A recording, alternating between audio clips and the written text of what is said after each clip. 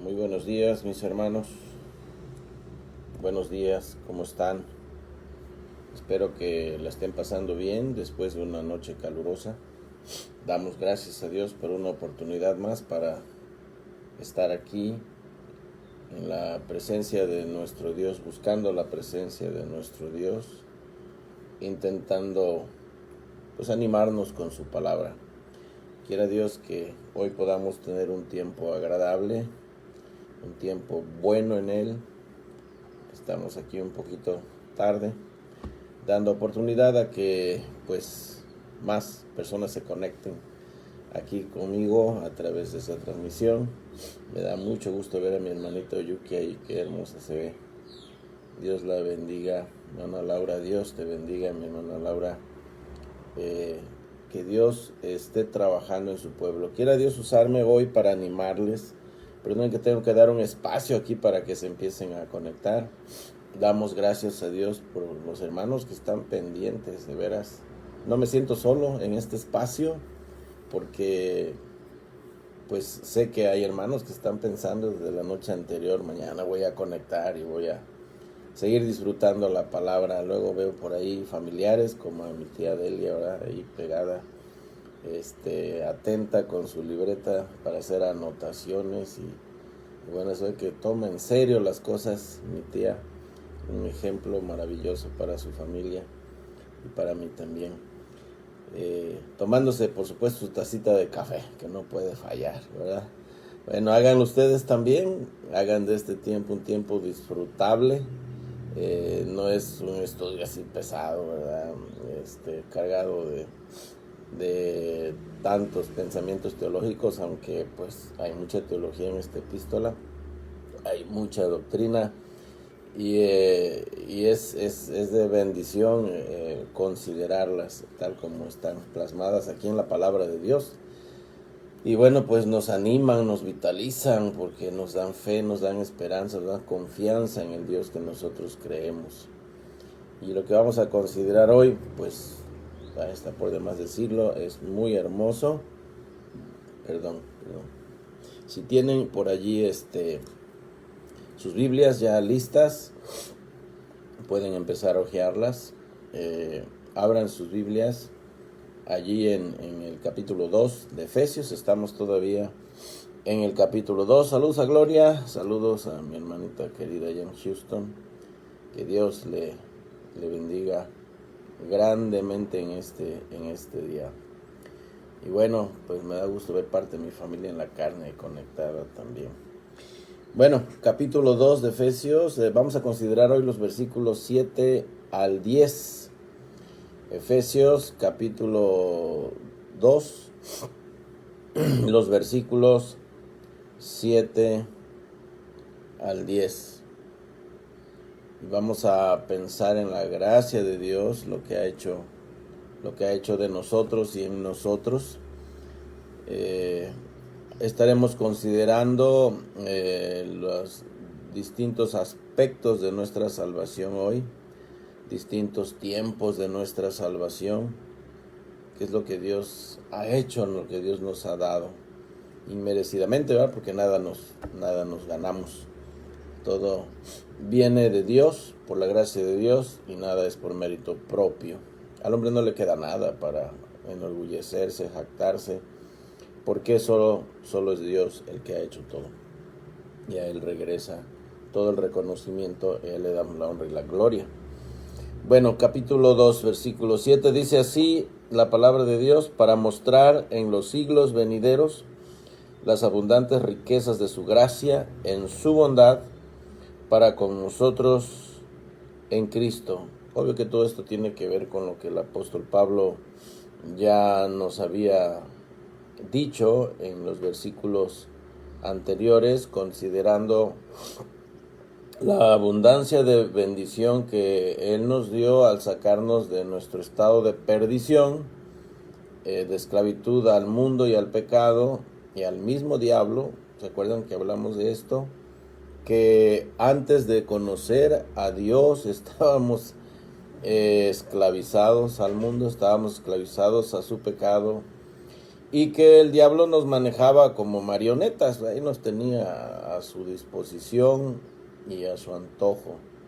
Eh, Cuenta.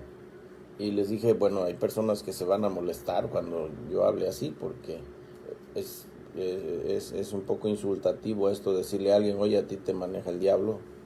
¿Quién quiere pensar así? ¿Quién va a aceptar eso? No, pues yo no soy brujo, no soy hechicero, no soy, qué sé yo. No, pues no tienes que ser brujo ni hechicero para que el diablo te maneje. La verdad la gente ni cuenta se da. Como nosotros no nos dábamos cuenta, no estábamos conscientes de ello. Simplemente pecábamos, hablábamos de una manera tal que le agradaba al enemigo. Nuestras decisiones no eran decisiones basadas en la palabra de Dios y por ende en su voluntad. Hacíamos cosas pecaminosas sin pensar, cosas hasta vergonzosas, ¿verdad? Aún a los ojos de la sociedad. Y no nos importaba, ¿por qué? Pues era lo natural, estábamos allí. Y dice el versículo 2, estábamos siguiendo la corriente de este mundo, o sea, de este sistema de maldad que maneja el diablo, esta manera de pensar y vivir que maneja Satanás. Dice, conforme al príncipe de la potestad del aire. O sea, ¿quién es el príncipe de la potestad del aire? O sea, no hay otro, se llama Satanás, es el diablo. Entonces, dice el espíritu que ahora opera en los hijos de desobediencia. ¿Quiénes son los hijos de desobediencia? Pues son aquellos que no conocen a Dios, que están sin Cristo en sus vidas, no se han arrepentido de sus pecados, no han creído en Cristo de todo corazón, no le han entregado su vida al Señor, entonces pues, están a disposición del mundo, están a disposición del mismo Satanás. Y luego nos dice que nosotros también estuvimos allí, los que ahora ya estamos del otro lado, estuvimos ahí también, entre los cuales también todos nosotros, sin excepción, no había uno que no estuviera ahí. Todos nosotros vivimos en otro tiempo, en los deseos de nuestra carne. ¿Ven ustedes? ¿De qué habla la carne? Está hablando de el pecado que mora en nosotros, esa naturaleza de maldad que hay en nosotros. Se llama la antigua naturaleza, se le llama el yo, el viejo Adán, el pecado que mora en nosotros. También nos manipulaba, estábamos agradando los deseos de nuestra carne, haciendo la voluntad de la carne y de los pensamientos. Y dice, éramos por naturaleza, como ya vimos, hijos de ira, lo mismo que los demás. ¿Hacia dónde nos dirigíamos? Pues a la condenación eterna, al infierno mismo. Miren de dónde Dios nos arrebató. Lo mismo que los demás. Pues todos habíamos pecado, y por cuanto todos pecaron, dice Pablo en Romanos 3:23, estamos destituidos de la gloria de Dios. Pero, y ahí consideramos nuestra anterior meditación, pero Dios, aquí es donde se marcó la diferencia, aquí está el parteaguas en nuestra vida. Pero Dios, cuando Dios que tuvo misericordia de nosotros, ¿verdad?, con misericordia y por su gran amor con que nos amó, vimos que esto lo hizo, bueno, desde antes que el mundo fuera, antes que existiera la primera estrella, antes que existiera la tierra. Dios ya nos tenía en su corazón. Él palpitaba de amor por nosotros y nos tenía en su corazón. Por su gran amor, dice, con que nos amó. Aún estando nosotros muertos en pecados, nos dio vida juntamente con Cristo. Nos dio vida juntamente con Cristo. Y hay un primer paréntesis que dice, por gracia sois salvos. Esta es la verdad, no nos lo ganamos. Él tuvo misericordia de nosotros Él puso todo a nuestra disposición, trabajó en nosotros, nos dio la capacidad de creer, nos dio la capacidad de arrepentirnos. Recordemos que la fe y el arrepentimiento son dones de Dios. Y si Dios no nos los diera, nosotros estaríamos totalmente perdidos. Nadie se podría salvar si Dios no hiciera esto. Ahora, pues Dios no nos obligó tampoco, ¿verdad? Dios no obliga al ser humano, pero trabaja en el ser humano, trabaja en su voluntad. Alguien preguntaba, bueno, ¿cómo es esto? Dios nos obligó a que creyéramos en Él, Dios nos obligó a que nos arrepintiéramos. Y la respuesta era, no, Dios no es el que le toca creer y a Dios no le toca arrepentirse. Esa es parte de nosotros, es nuestra responsabilidad. Pero sin la ayuda de Dios no podríamos. Y un buen hermano decía, bueno, es como cuando yo me casé, yo no obligué a mi mujer a casarse conmigo, ella fue con toda su voluntad al altar y ella contestó sí a todas las preguntas del predicador, del pastor que nos casaba, pero no porque yo la estuviera obligando, ella lo hizo de su propia voluntad. Pero yo trabajé en su voluntad, yo solamente la convencí que la iba a amar y que la iba a respetar toda la vida hasta que la muerte nos separara. Y efectivamente así fue, a mí me consta que ese hombre cumplió su palabra. Entonces, hermanos, es como Dios lo hace. Si Dios no lo hiciera así, mis amados hermanos, estaríamos totalmente perdidos, todavía allí metidos en ese mundo de maldad. Estaríamos todavía a voluntad del mundo, estaríamos a voluntad de nuestro propio pecado y estaríamos a disposición y a voluntad del mismo diablo. Mire, aquel que me está escuchando y todavía está ahí, le doy este consejo: escápese, escápate, no tienes por qué vivir así. Esa vida que has vivido, ¿a poco te ha agradado? Dime, ¿qué te ha dado? Dime, ¿qué has sacado de ese estilo de vida que has tenido toda tu vida? Alejado de Dios, según sintiéndote libre, ¿verdad? Porque hay personas que dicen, ay, no, pues yo no quiero nada de eso porque me van a obligar a ir a la iglesia y luego me van a decir que tengo que leer mi Biblia todos los días y me van a decir que tengo que pararme a las 4 de la mañana a orar todos los días y me van a decir que no me debo perder un solo culto de la iglesia. No, ese tipo de esclavitud a mí no me interesa. Tú crees que eres libre, pero no eres libre. Eres esclavo de tu propio pecado, eres esclavo del mundo y eres esclavo de Satanás. Ahora, la paga que te da, yo me pregunto, ¿es buena la paga que te da el mundo? ¿Es buena la paga que da el pecado? ¿Es buena la paga que da el mundo? No. Mira, te tiene triste, te tiene con amargura en el corazón, porque así es como vive el ser humano sin Dios. No tiene paz. Pregúntate, ¿tienes paz? ¿Tienes gozo?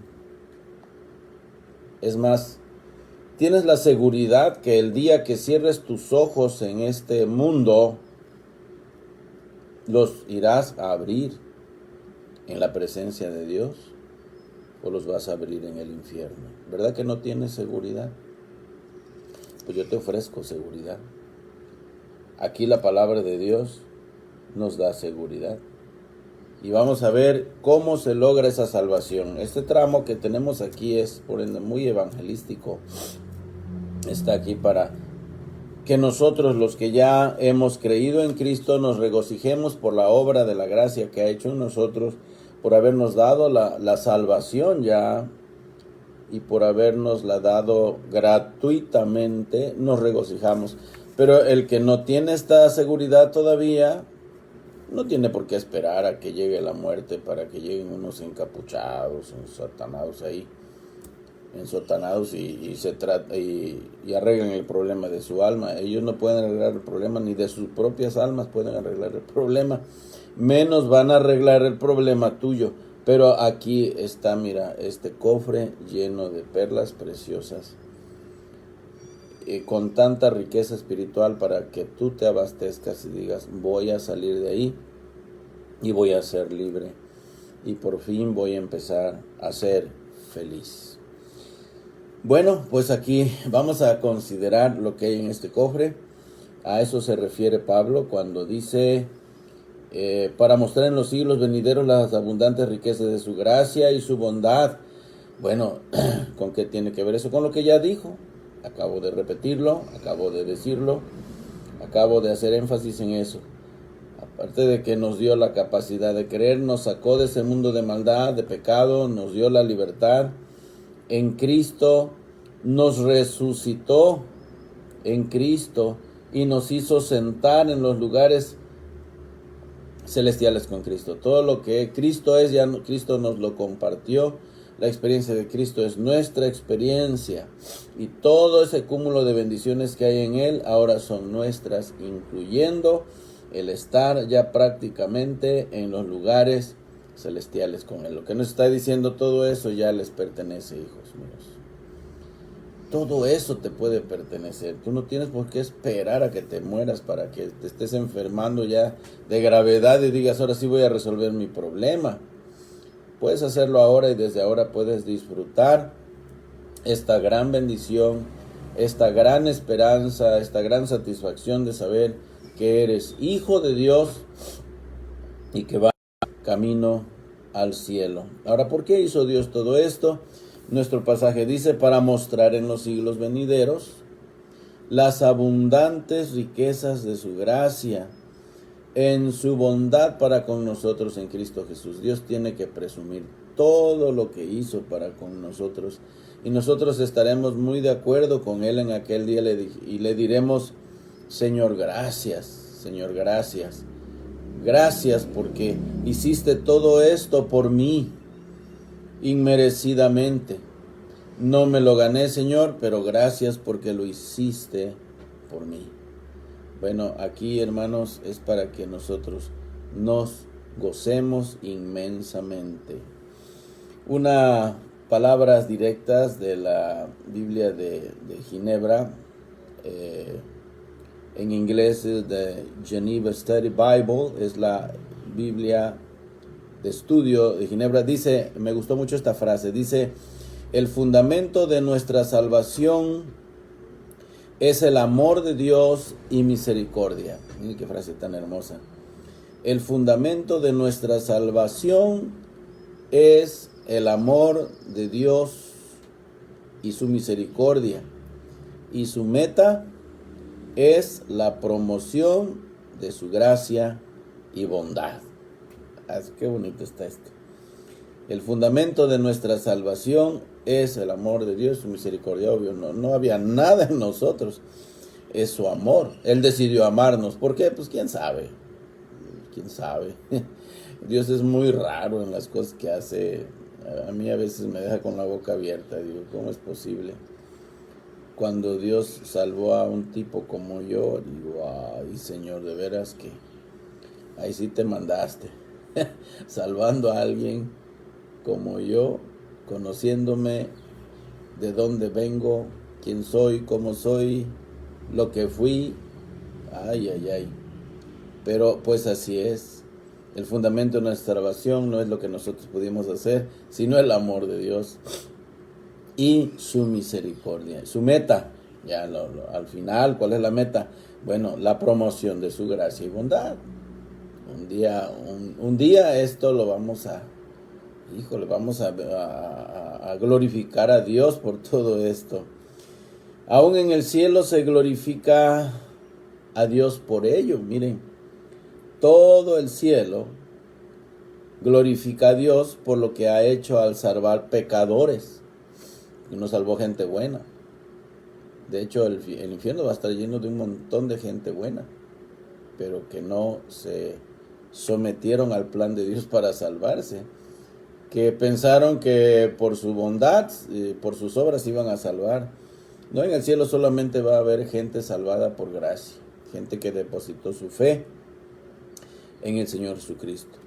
Y todo el cielo glorifica a Dios por lo que Él ha hecho al salvar gente como tú y gente como yo. Y si tú no te has salvado y eres uno de esos que están mal, que han vivido una vida excesivamente pecaminosa, pues tú calificas, tú calificas para la salvación, porque Dios solamente salva pecadores. Y aquel que se siente bueno, para nada, ni siquiera piensa en él.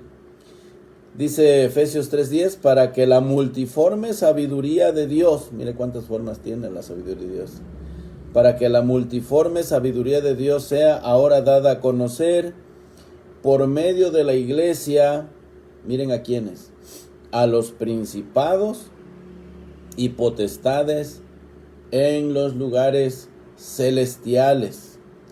Cuando habla de principados y potestades, habla de todos esos rangos angelicales que hay en los lugares celestiales. Qué bonito. Allá están.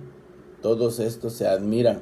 Ahora, no entienden nada, ¿verdad? Como decimos coloquialmente, no entienden ni papas ellos el plan de salvación. ¿Qué puede entender un ángel del plan de salvación? No entiende nada porque ellos no han caído de su estado de santidad. Como Dios los hizo, ellos no conocen el pecado. Entonces ellos no saben lo que es arrepentirse, ellos no saben lo que es pedir perdón. Un ángel nunca pide perdón. Ay, Señor, perdóname porque no te obedecí esta vez y las cosas las hice mal. No, porque ellos están en perfección, en santidad y no entienden. Ahora, sin embargo, se ponen como loquitos cuando alguien se salva, ¿saben? Así dice la Biblia.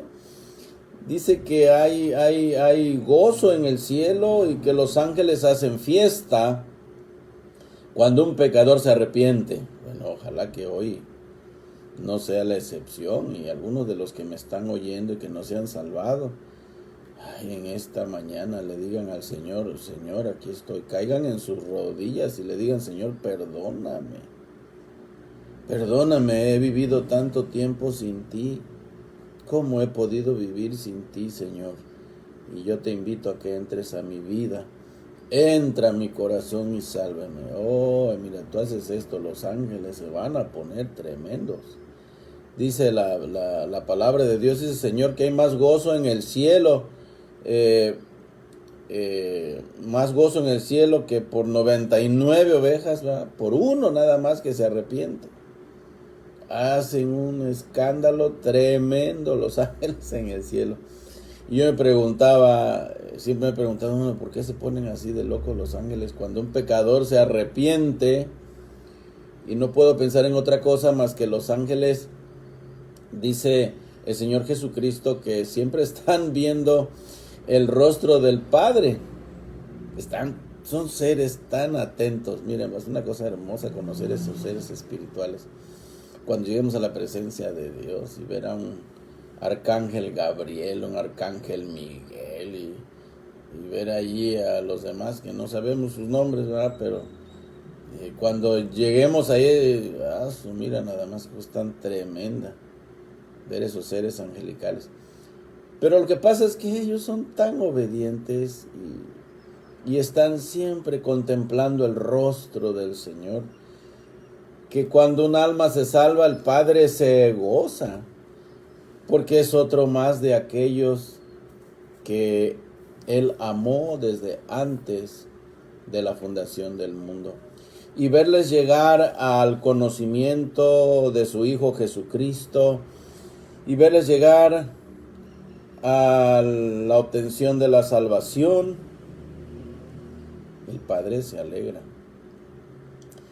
Y los ángeles se han de codear por ahí y decir, mira, ya se alegró otra vez el Padre.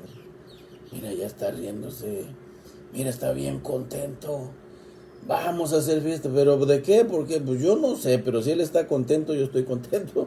Y vamos a hacer fiesta y empiezan a hacer un ruido tremendo, porque alguien más se acaba de salvar y acaba de ser rescatado de las llamas del infierno. Miren las palabras de Juan, el apóstol Juan en Apocalipsis 7, 10 al 11. Dice, y clamaban a gran voz diciendo: salvación pertenece a nuestro Dios, que está sentado en el trono, y al Cordero. Y observe esto: y todos los ángeles estaban en pie alrededor del trono, y de los ancianos y de los 4 seres vivientes, y se postraron sobre sus rostros delante del trono y adoraron a Dios. Bueno, ¿por qué lo hicieron? Es por la salvación de estas almas. Ellos clamaban a gran voz, a todo lo que daba su pulmón, ¿verdad? Salvación pertenece a nuestro Dios, que está sentado en el trono, y al Cordero. Esta es la gran obra de Dios, hermanos. Por eso dice nuestro texto: para mostrar en los siglos venideros las abundantes riquezas de su gracia en su bondad para con nosotros en Cristo Jesús. Ay, hermanos, la gracia de Dios será tema de conversación en el cielo por toda la eternidad. Y así pase la primera, la segunda, la tercera, la cuarta, la quinta, y sean millones y millones y millones de años, vamos a seguir glorificando a Dios y nos vamos a seguir sintiendo todos extrañados de que Dios haya amado a seres tan terribles como nosotros. ¿Y a qué nos lleva a pensar esto en nuestro siguiente versículo? Por gracia sois salvos. Porque por gracia sois salvos, por medio de la fe. Y esto no de vosotros, no es de vosotros, pues es don de Dios. Es don de Dios. Es un regalo de Dios. La palabra don, ¿verdad?, viene de la palabra charis, griego charis o caris, que significa don o significa regalo. Es algo que Dios te obsequia, sin que te lo ganes, sin que lo merezcas. Dios te lo da. Por gracia sois salvos. Este versículo se divide en 4 pensamientos. El primero es la gracia de Dios. La salvación es por la gracia de Dios. En segundo lugar, es por medio de la fe. El segundo pensamiento. Primero es por gracia. Segundo pensamiento es por medio de la fe. Tercer pensamiento: esto no es de nosotros. Nosotros no lo provocamos. Nosotros no lo ganamos. Y el cuarto pensamiento: es don de Dios. Es un regalo de Dios. Bueno, la salvación en el primer pensamiento es por gracia. Es por gracia. Y esta palabra nos habla de algo que Dios hace por nosotros, o lo que Dios ha hecho por nosotros, sin que nos lo hayamos ganado. Ese es el don inmerecido de Dios. Es lo que Dios ha hecho por nosotros, de sí mismo, sin que lo hayamos ganado. Es gracia. Es algo que Dios da, no es algo que nosotros nos ganemos. Y luego es por medio de la fe. La gente debe creer. Si no cree, la persona no se salva. Tiene que creer en lo que Dios ha propuesto en su plan. Que el único medio de salvación es Cristo. Que no hay otro nombre debajo del cielo dado a los hombres, como dijo Pedro, en que podamos ser salvos. Porque solamente Cristo salva y el pecador debe depositar su fe en Él. Recuerda lo que respondió Felipe, el diácono de la iglesia de Jerusalén, lo que respondió al etíope. Él le dijo, el etíope le dice: aquí hay agua. Vio que había suficiente agua para que fuera sumergido, y le dice: aquí hay agua, hay algo que impida que yo sea bautizado. Y Felipe le contestó: solamente voy a pedir una cosa, que hayas creído de todo corazón. Nada más, es todo lo que te voy a pedir. El único requisito es que hayas creído de todo corazón. Si crees de todo corazón, vámonos al agua de una vez. Y él dijo: creo que Jesucristo es el Hijo de Dios. Y él dijo: creo, claro que sí creo de todo corazón. Él ya le había explicado el Evangelio a través de ese tramo, ese trozo que estaba leyendo del libro de Isaías con respecto al Señor Jesucristo, que como cordero, como oveja fue llevado al matadero, que enmudeció y no abrió su boca. Y él dijo: ¿de quién habla? ¿Habla de sí mismo o habla de otro? Y ya Felipe le explicó que hablaba del Señor Jesús, y él creyó en el Señor Jesús. Es todo lo que tienes que hacer. No te va a pedir Dios que hagas una manda. No te va a pedir Dios que te arrodilles y te peles las rodillas en la gravilla hasta que llegues a un monumento y ahí ya te sientas derechoso de hacer peticiones porque te has lastimado el cuerpo. No, Cristo hizo todo lo que tú podías llegar a lastimarte. Jesucristo lo hizo. Cristo ya recibió toda la descarga de la ira de Dios en esa cruz, en tu lugar, en su sacrificio vicario, tomando tu lugar. Entonces, ¿qué es lo único que necesitas hacer? Nada más. Necesitas creer. Necesitas depositar tu fe en Él.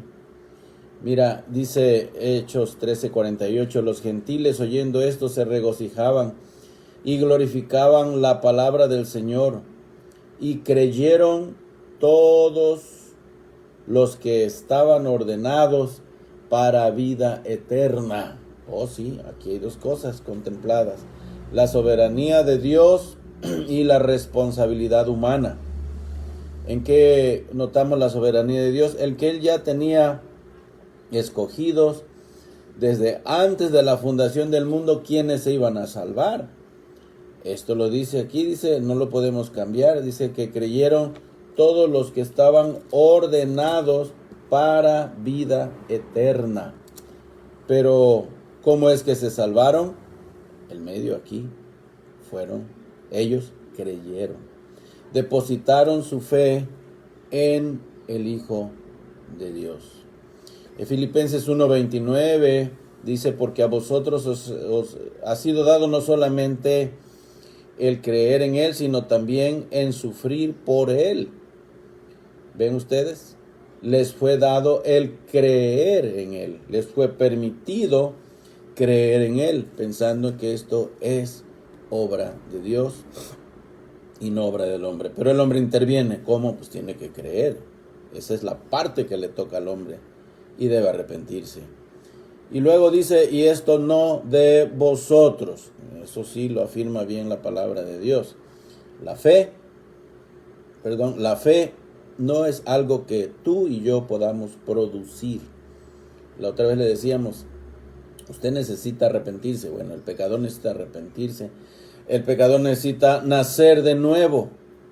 Y les decía en uno de los devocionales, bueno, pero si el pecador llega y te pregunta o me pregunta, bueno, ahora explícame cómo voy a nacer de nuevo. Bueno, pues hay predicadores modernos que le dirán, si quieres nacer otra vez, repite esta oración que yo voy a hacer y ya vas a nacer de nuevo. Mira, el predicador no puede hacer que nadie nazca de nuevo porque le haga repetir algunas palabritas, porque la oración de salvación, no, mi querido hermano. Estamos condenando a mucha gente al infierno, haciéndole creer que ya es salva porque repitió algo que nosotros decimos. Tengamos cuidado con eso. Es muy peligroso ese terreno que estamos pisando. Cuando se trata de salvar un alma, hay que llevarla a los pies de Cristo y dejar que Dios sea el que haga la obra. ¿Qué ha de hacer el pecador? Pedirle a Dios que haga el milagro. Señor, como dijo aquel que quería ser sano, Jesús le preguntó: ¿qué quieres que te haga? Le dijo: quiero sanar. Bueno, le dice: Señor, pues ayuda a mi fe. Ayuda a mi fe, Señor. Yo quiero creer en ti. Quiero creer que lo puedes hacer, pero por favor ayuda a mi fe. Es lo que tú tienes que hacer, pecador. Enciérrate ahí en tu cuarto y pídele a Dios que haga el milagro. Él lo hizo conmigo cuando yo estaba oyendo un predicador, ni sabía. Yo no tenía ni idea que en ese momento el milagro iba a suceder. Cuando predicó este gran hermano que ya está con el Señor, Juan M.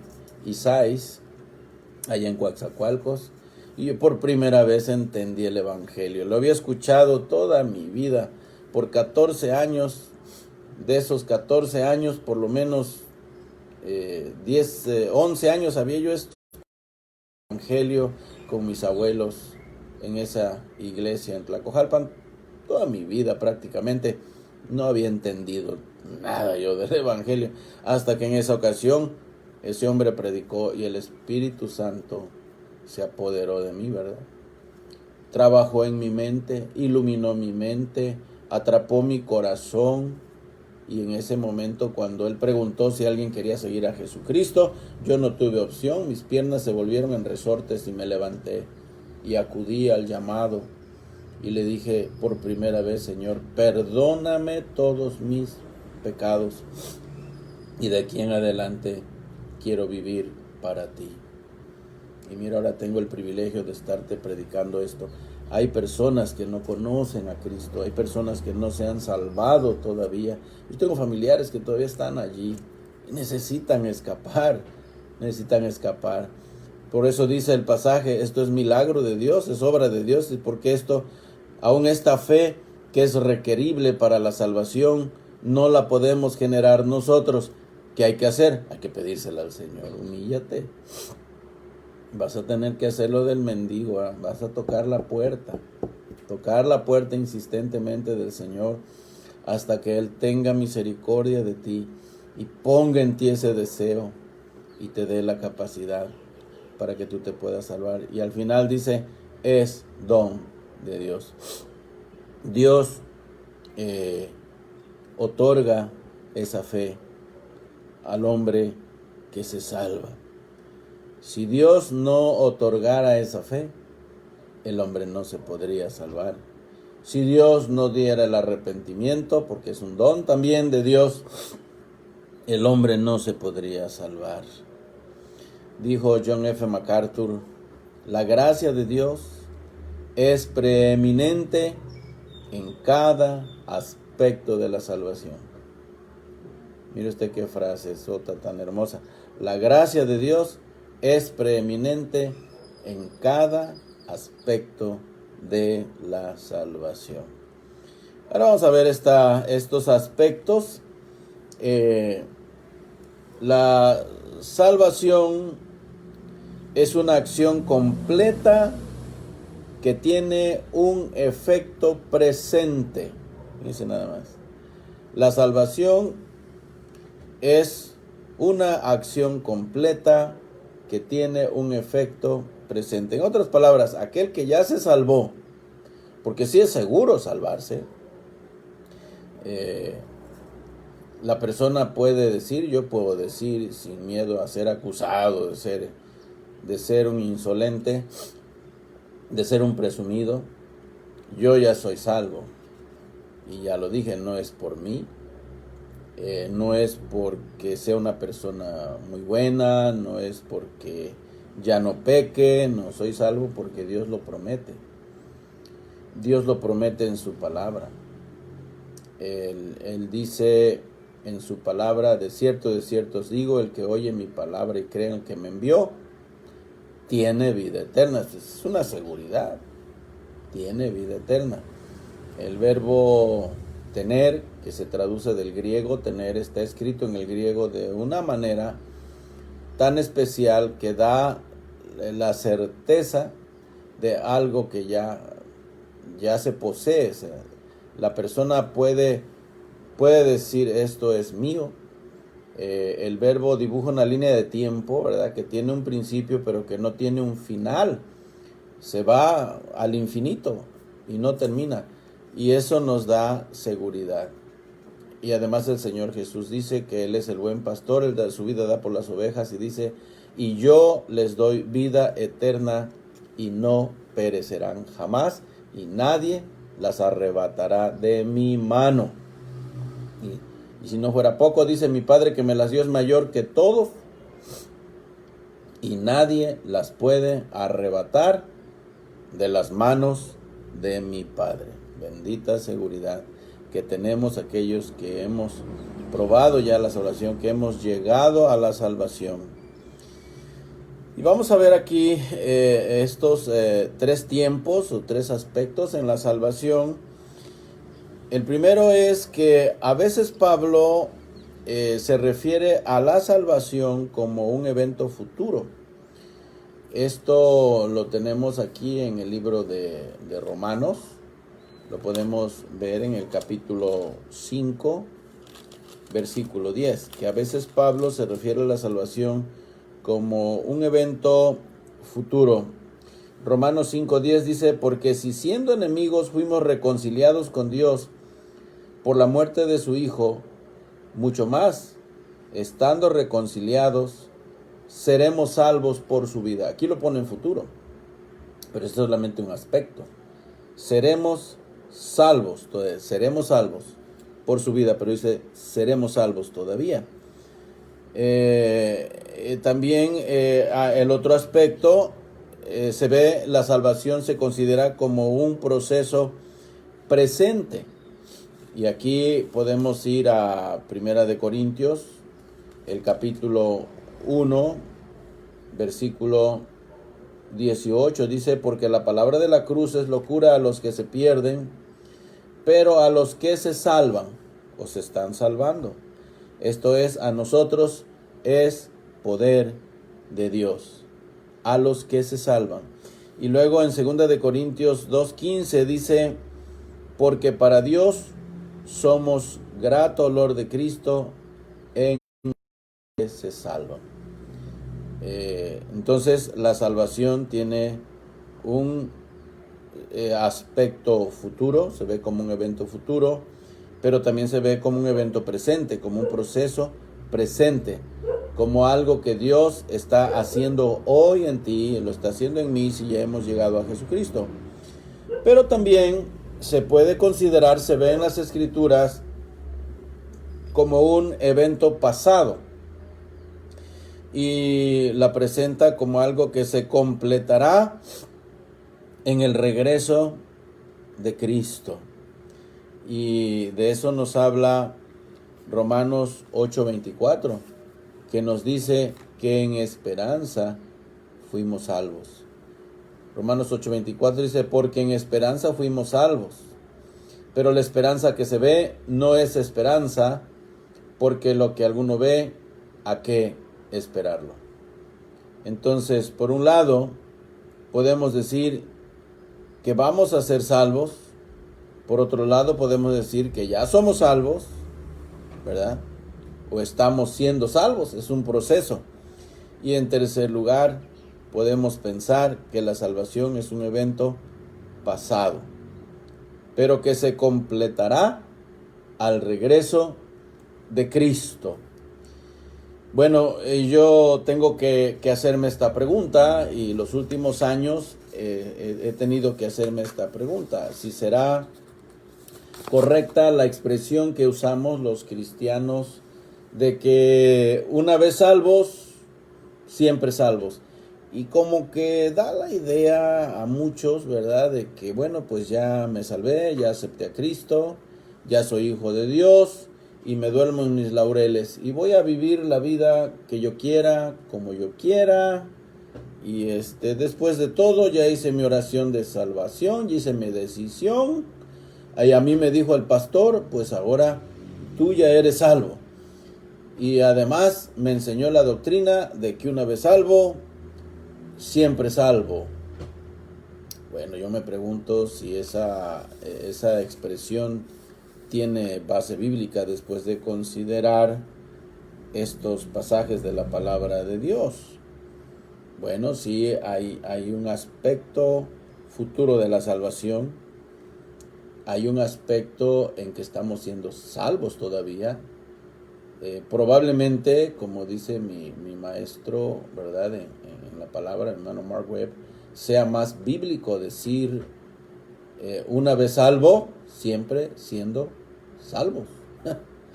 Siempre siendo salvos. Una vez salvo, siendo siempre salvo. Sí, hay un aspecto en que podemos decir, claro que sí, soy salvo, he creído en el Señor Jesucristo, pero Él está trabajando en mí, porque cuando se dio la justificación en nosotros, cuando Dios nos justificó en Cristo, nos declaró definitivamente sin culpa, inocentes, por el hecho de estar en Él, por el hecho de estar en Cristo.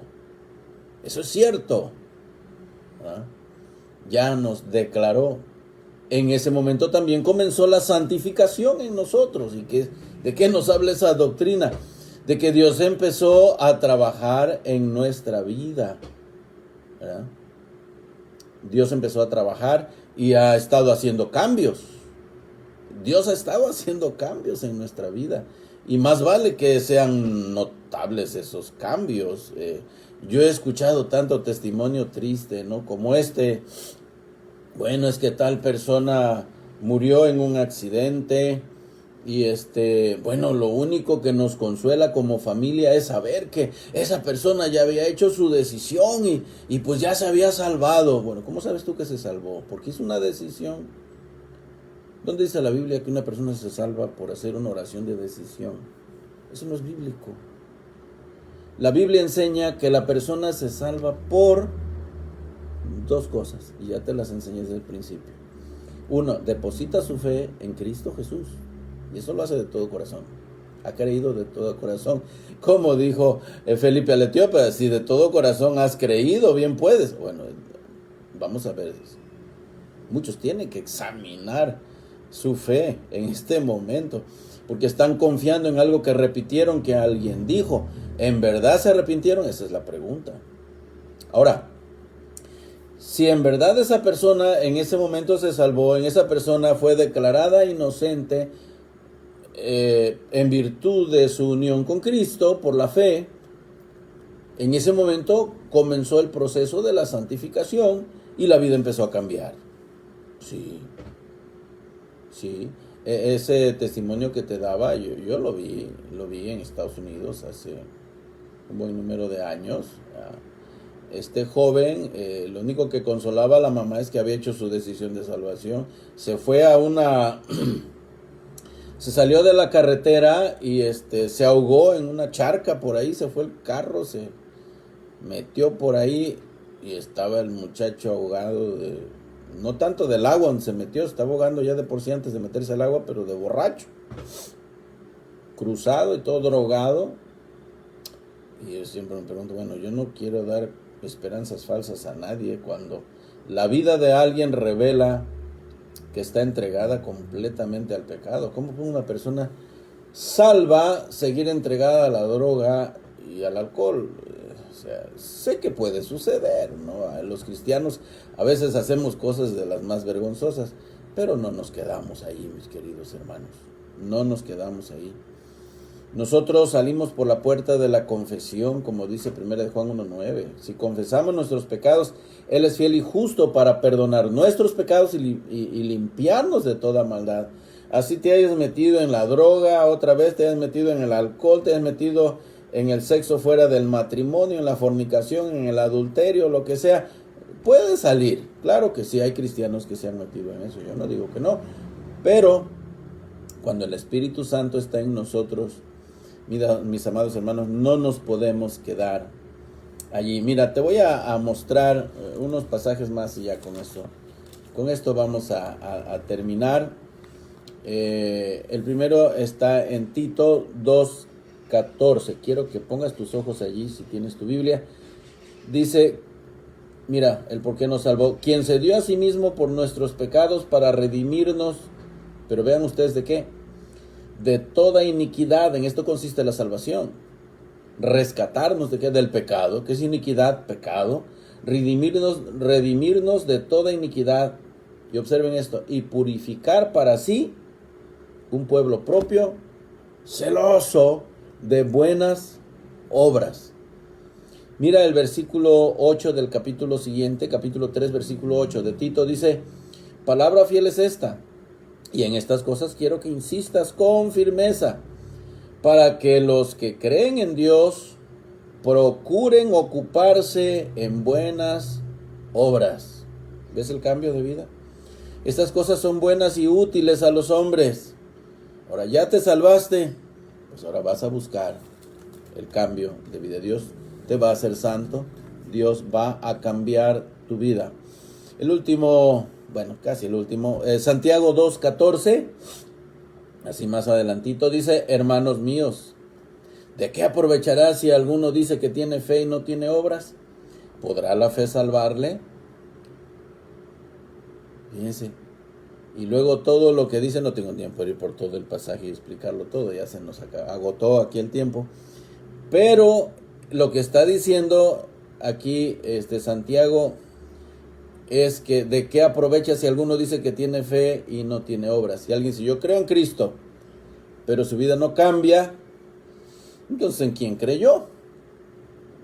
Cristo cambia la vida. Cuando la persona llega al conocimiento de Dios, la persona cambia. Ok, es justificado, pero a la par empieza a darse la santificación. Empieza la salvación, pero comienza con la justificación, pero al mismo tiempo empieza el proceso de cambio en la vida. Esta epístola confundió al reformador Martín Lutero, porque fue una reacción contra los abusos que cometió contra él el clero romano. Cuando vio que Santiago hablaba de las obras, inmediatamente brincó.